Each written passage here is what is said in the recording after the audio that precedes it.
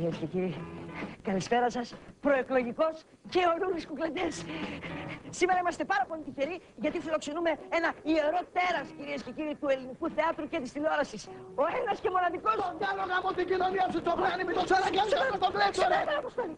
Τι έγινε, τι συνέβη, πες μόνο.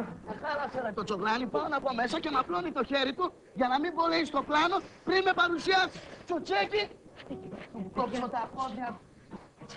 Κυρίες και κύριοι, όπως καταλάβατε μάλλον, σήμερα μαζί μας ο Απόστολος Κλέτσος, ο οποίος κατεβαίνει δημοτικός σύμβουλος στη Στυλίδα. Αποστόλη μου, να σου κάνω και μια ερώτηση έτσι να ξεχαστείς, να ηρεμήσεις. Χαλάστηκα. Έχεις κάποια καινούργια σχέδια. Πες μου, τι ακριβώς καινούργια ετοιμάζεις, Αποστόλη? Να σου πω μισό λεπτό. Λοιπόν, αυτόν τον έδερα. Αυτή την τζάκη σαν τη Ρουφιάνα. Αυτός της έχει φάει. Νάτος. Αυτός εδώ είναι. Αυτόν θα δειρώ, δεν θέλω να πω όνομα. Όχι, Αποστόλη μου, εγώ αναφέρομαι στη νέα σου δραστηριότητα ως υποψήφιος δημοτικός σύμβουλος στη Στυλίδα, δεν κατάλαβες. Ποιος θα είναι ο ρόλος σου ως δημοτικός σύμβουλος, Αποστόλη μου, δηλαδή, ποια θα είναι τα οράματά σου, ποια τα σχέδιά σου? Καταρχάς, με το που θα βγω, Λούλη μου, θα βάλω τον άντρα στη θέση που τον αξίζει. Κοιτάκι, ψηλά. Εκεί θα βάλω τον άντρα.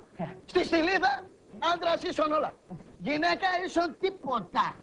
Τίποτα. Μετά θα βγάλω ένα νόμο που θα λέει ότι άντρας που λογομάχησε με άλλον άντρα και δεν κατέληξε υπόθεση σε καυγά, δεν είναι άντρας. Και τι είναι, Λούλη? Αδερφή είναι. Και αδερφή σαν εσένα. Λούκρες, κουνιστή και τικιτάγκες δεν χωράνε στο Δήμο μου, στο Δήμο Στυλίδας. Πέφτουνε με τη μία, τον μπούρο. Συνεχίζω. Νόμος νούμερο 2. Ο άντρας στη Στυλίδα, Λούλη μου, έχει δικαίωμα και παντρεμένος να είναι να πηγαίνει με άλλη γυναίκα. Μαμάκια! Εκτός από τη γυναίκα του καλύτερου του φίλου. Έτσι είναι ο πραγματικός ο άντρας.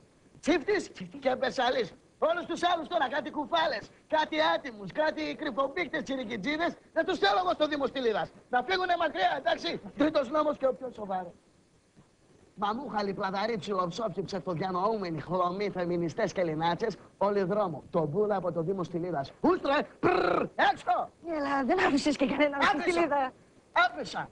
Έχω αφήσει όλο τον αφρό, Λουλή. Όλο τον αφρό. Μόνο οι original άνδρες θα μείνουν. Αλλά και αυτοί θα περάσουν από επιλογή, βέβαια. Μονόρχιδες, ζούφοι και ασφαιροί. Έξω κι αυτοί!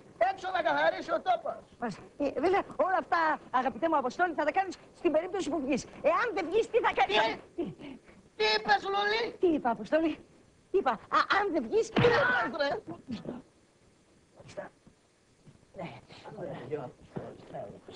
Θα κάνω μια άλλη ερώτηση. Αποστόλη μου, μια τελευταία ερώτηση. Ο καινούργιος σου ρόλος στο θέατρο, ο ρόλος του ομοφυλόφιλου δηλαδή, που κολλάει με την νέα σου πολιτική καριέρα?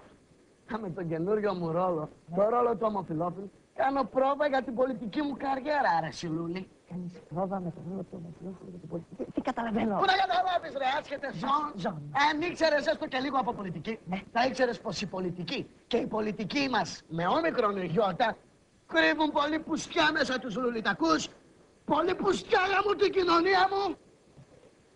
Κατάλαβα. Ηρέμησα, Αποστόλη.